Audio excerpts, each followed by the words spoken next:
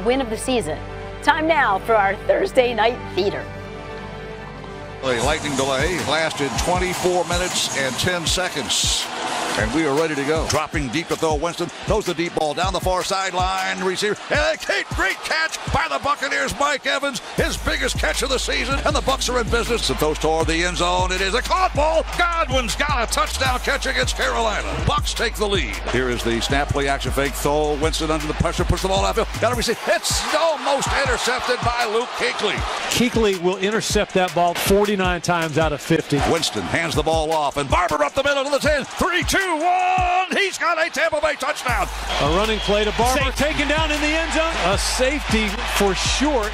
Luke Kuechly. That's a huge one there in a 5-point game to cut it down to 3. It's fourth down and half a yard. The snap to Christian. That's a double reverse. And he's still got the ball running. He's going to be knocked down at the 1-yard line. And did he get the first down? I don't think so.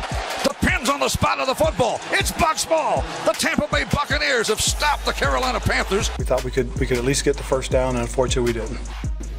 Coach puts the ball in my hands at the end of the game and blew it, so it's my fault. Take that one. It's time for me to look myself in the mirror and, do some real soul searching, because I had opportunities tonight and I didn't get it done.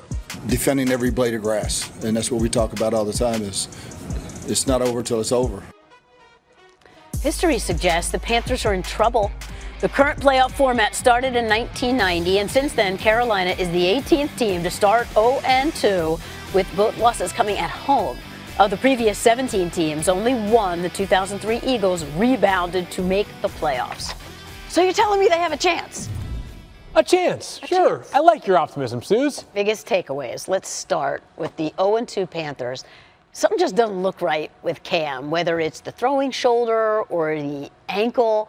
He's had 5 rushes in 2 games. For you, what's the biggest concern right now? Well, listen, what has made Cam unique throughout his career is the fact that not only is he a thrower, but a runner of the football. The way they use design runs to utilize Cam's unique athletic ability, and what we've seen from the Cam Newton and the Carolina Panthers offense over the past 2 weeks is they're not even trying to utilize Cam Newton, and that just tells me that this guy's not right. Because if you're not utilizing that aspect of his game, he's not scaring anyone. No one's scared of Cam Newton throwing the ball because he's never been an accurate quarterback. So if that aspect of his game is not there, the Carolina Panthers are in big trouble. One of the things about having a quarterback that can run, which compromises you defensively, is it makes it very difficult to play man coverage. Because if you play man coverage, that means that the quarterback is unaccounted for as a runner. If he's not running like he's accustomed to, defenses have much more ability to diversify their schemes, and they have the ability to tee off on the quarterback with rushers, as we saw last night. Shaq Barrett, 3 sacks. He got to send a Christmas card. I got one other point as far as Cam Newton is concerned. I think Cam Newton is the equivalent of a running back. And what I mean by that is the wear and tear that running backs get. I think we're seeing that with Cam Newton right before our eyes right now. He's taken, for all the spectacular things he's done as far as running the football, you're seeing it unfold right now, the wear and tear of those hits. And anytime we played Cam Newton, we said, look, let him beat us with your arm, not with your legs, because he was so talented. And then there's also some guys that have all the talent in the world. There's guys that have to work really hard at themselves, right, to work on their crafts, for their techniques. Like myself, I had to be a technician. So as you get older, you rely on your technique. For Cam, maybe his athletic ability is failing and he doesn't have the technique. And to that point, too, in the offseason, he was working on trying to change his mechanics because he wants to save that arm. So technique, now he's got that in his head, too, in addition to just being generally beat up. Well, and here's the thing. When you're rehabbing, guess what you're not doing? Getting better at your craft. Yeah. So when you're hurt and you have the array of injuries that Cam Newton has had, he's not being able to get better from where he was last year when he had probably his best year throwing the football. So again, I think looking back at that game, I think the Carolina Panthers are done. So it could be mental throwing shoulder too. Like, you think about that. That's your livelihood, is your throwing shoulder. It's a lot to think about. So you mentioned Shaq Barrett. So let's give a little credit here to the Bucs D. Definitely. And they've talked about this season wanting to forge a new identity. So what really stood out for you? I'd say Barrett's 3 sacks. That front, they were playing really well. You see here a great get off, dip, rip grabbed the back shoulder. See, he grabs the back of the arm there and pulls himself through for a sack. And then the next play here, this is 2 back-to-back sacks. You have Sue right next to you. The tackle puts his hands on Sue, and then Barrett goes and bull rushes the tackle right into the quarterback. And the door's open. He's right there for the sack. So, you know, Todd Bowles, he's done a great job so far. Defensive background, I think that, you know, sky's the limit for that defense with him as the DC. This could be big because be a for big, years now it seems like that's been the downfall for the Bucs. And how about this? Most of last night came without Devin White, 5th overall pick in the draft, who hurt his knee early on in the game. Not just an adept player, but the communicator, right? He's the quarterback of that defense. Todd Bowles, hats off. So no JPP last night, no Devin White for most of the game. This defense, it will probably not be the hallmark of this team, but they just needed to get to league average for them to have a chance this year, and the early returns are positive. And it really helped that Jameis Winston was solid because week 1 was rough. He really needed to have a good game.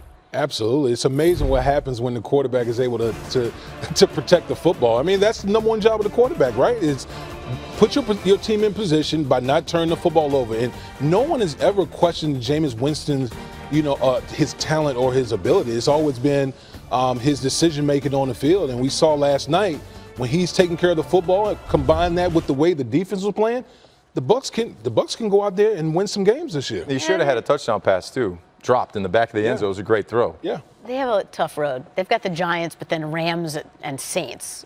So we'll see. Listen. I'm not saying the Bucs are going to be world beaters. What I am saying is when you take care of the football, you give yourselves an opportunity every week. Is he the 3rd best quarterback in the division?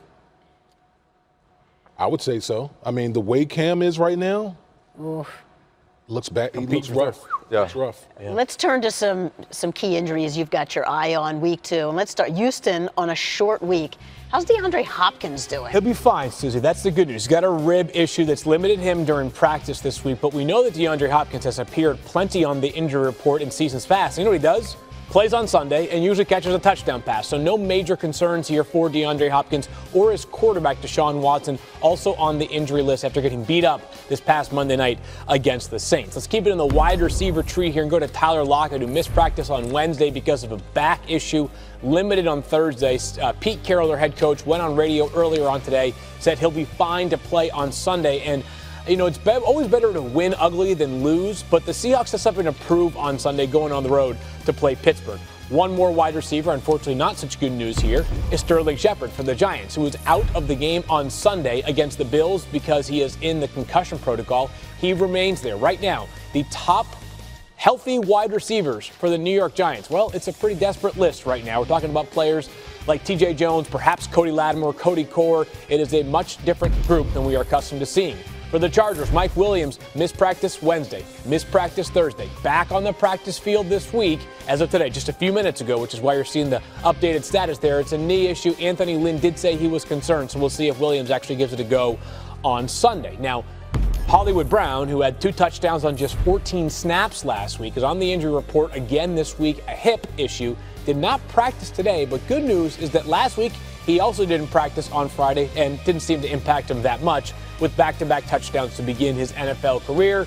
Should be a very good matchup against the Arizona Cardinals one more time. And then finally a tight end to bring us on home. And God, what a week it's been for the Redskins and injuries. Jordan Reed, there was optimism earlier this week. He'd play. Today he missed practice, still in the concussion protocol. He is officially out for Sunday against the Philadelphia Eagles. Vernon Davis, the ageless one, steps into his spot. But look at the offensive playmakers right now for the Redskins.